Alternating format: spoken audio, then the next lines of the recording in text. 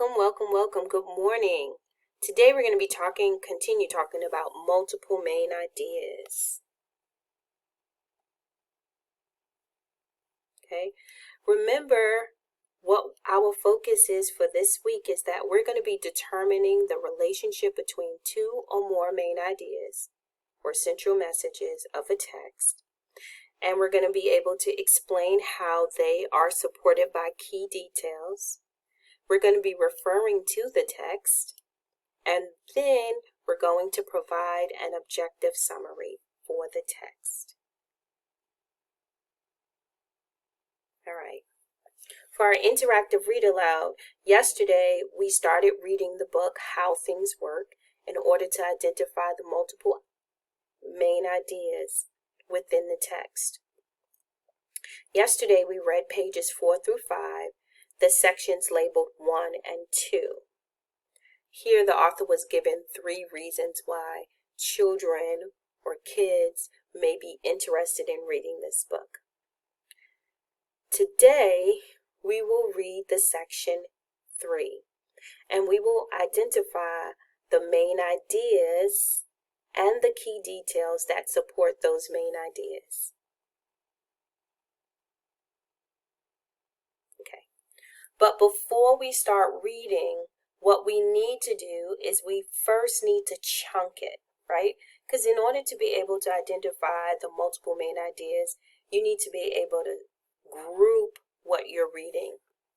So I notice as I scan before I'm reading, I notice here's one paragraph.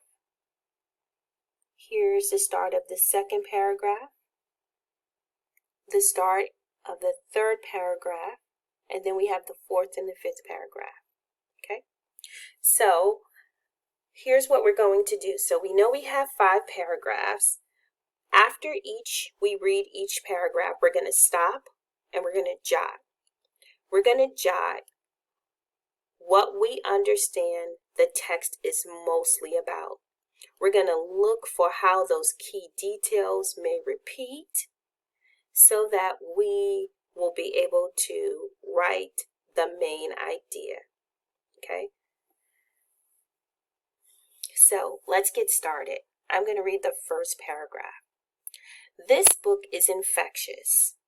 You'll read about inventors, scientists, engineers, and architects who dreamed big and didn't stop.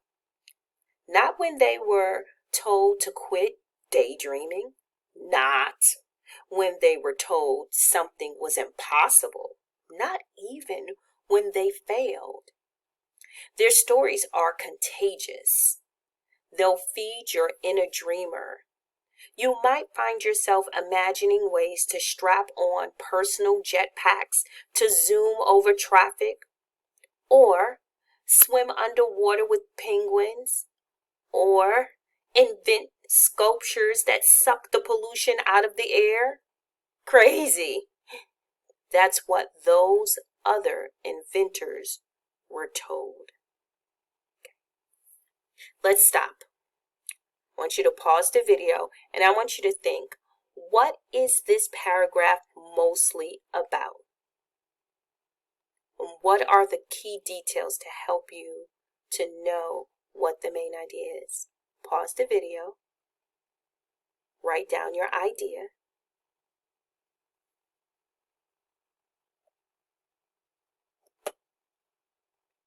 Okay. Well, let's see if your idea of what the main idea is and the key details are similar to mine.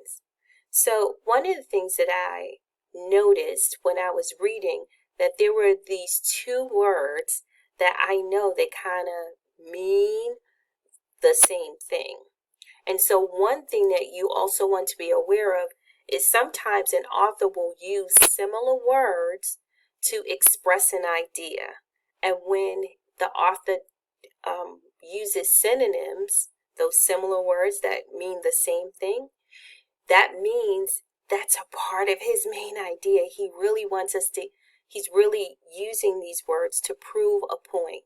Okay, so one of the things that I notice is that at the beginning of the sentence of the paragraph, it says the book is infectious. I know that infectious means that when you get close to it, you almost become like it, or you become attached to it, right? Oftentimes we see infectious used with disease, or someone's smile. Like someone's smile is so infectious, it just changes your whole how you feel when you see them. Okay, so this book is infectious means it's going to be changing something about you as you read. Contagious, come on guys, contagious, you know that that word means that if you get too close to the person, you're going to have the same thing that they have. So here we have the book is infectious, the stories are contagious, and then the author gives you some examples. And so I wrote one of those examples. It said, you might find yourself imagining ways to strap on personal jetpacks to zoom over traffic. So I know that, first of all, it's talking about the stories in this book. It's also saying how kids or the reader is going to be so attracted to this book that they're going to want to do some of the same things that's in this book. They're going to want to do it. So here is my main idea. Kids who read this book, their interest will be sparked by the different stories they will read. Okay. Here's your task for today. I want you to read paragraph number 2 and paragraph number 3. And I want you to identify the key details and then identify the main idea. This is just on your leisure time. So when we finish small group and you're like, Miss Wright, Miss Brown, I have nothing to do, then you can come back, go to Get Epic, pick this book up and read section 3 so you can identify the main idea for paragraphs 2 and 3. All right, guys, I want to get into the mini lesson for today. Yesterday, we learned how to find the main idea of a passage by breaking the text up into smaller parts and then looking for details to determine the main idea. Today, we're going to continue that work. All right. Today, I wanted to teach you how figuring out the main idea or ideas of a text and the key details supporting them is necessary for understanding the text. First of all, I want you to think, when I see a heading, that heading is a topic. And a topic is what the passage is mostly about. And usually when we identify a topic, it's like one word. Okay? So remember we were reading about Thomas Edison and the phonograph and the light bulb. So the topic was the phonograph and the light bulb. But when we began reading the different paragraphs, then we started seeing the main idea. Okay? And the main idea is important idea about that topic. Okay? So the topic was Thomas Edison, but the topic was the phonograph or light bulbs, but the specific main idea was how he invented it, how he became famous from his inventions. Okay? So, a main idea is an important idea about that topic. Short passages usually have one main idea. Long passages often have 2 or more main ideas. A passage's details are the facts, examples, and other important information stated in the text. The details that help explain the main idea are key details. We sometimes say that key details support the main idea. Okay, so let's just look at, if you have your iReady books, open up to page 10. We'll read this short passage and then we'll underline we'll underline what we think is the main idea, and then we will write the key details that help us to explain the main idea. Okay, so here we go. I'm reading. You should be reading silently or reading out loud as I read aloud. At some point in your life, you probably looked up, gazed at the moon, and studied it in wonder. Throughout time, the moon has inspired many people. In 1801, Ludwig van Beethoven composed a piano piece called Moonlight Sonata. Later, in 1889, Vincent van Gogh painted The Starry Night. In this painting, swirls of white and yellow create a halo around the moon. In 2011, Marilyn Singer wrote a book called A Full Moon is Rising, about how people all over the world celebrate the moon. The next time you gaze upon the moon, maybe you'll be inspired by it too.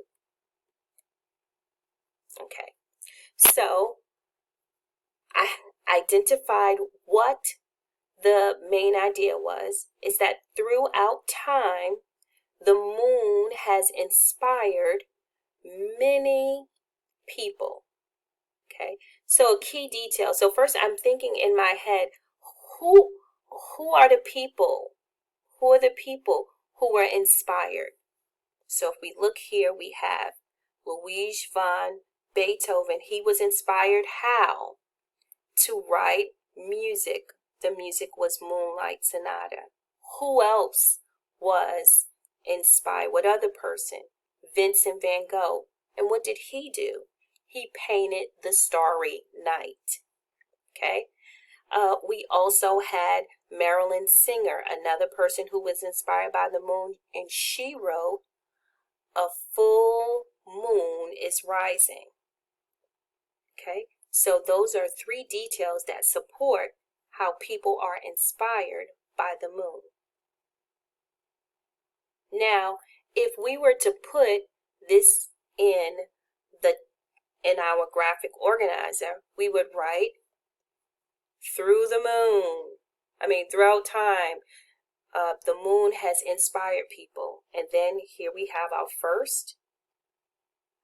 Can you pause the video and fill in the second one? Who was a second person that was inspired by the moon? You're absolutely right. It was Vincent van Gogh and his painting, The Starry Night. Who was the last person in this passage who was inspired by the moon? Yes, Marilyn Singer. She wrote the book, A Full Moon is Rising. All right, ladies and gentlemen. Now I want you to practice finding the main idea of the passage titled Identifying Constellations on page 12 in your iReady book. You're going to read the passage once, and then you'll reread it so that you'll read it once to understand what the text is about. And then the second time when you reread it, you'll be looking for what are the main ideas, how you can chunk it, after you determine the main idea, what are the key details. You're going to circle those key details or list them that support the main idea. And then you'll look on page 13, you'll see a graphic organizer and a short response on page 13. With the time remaining, I want you to continue.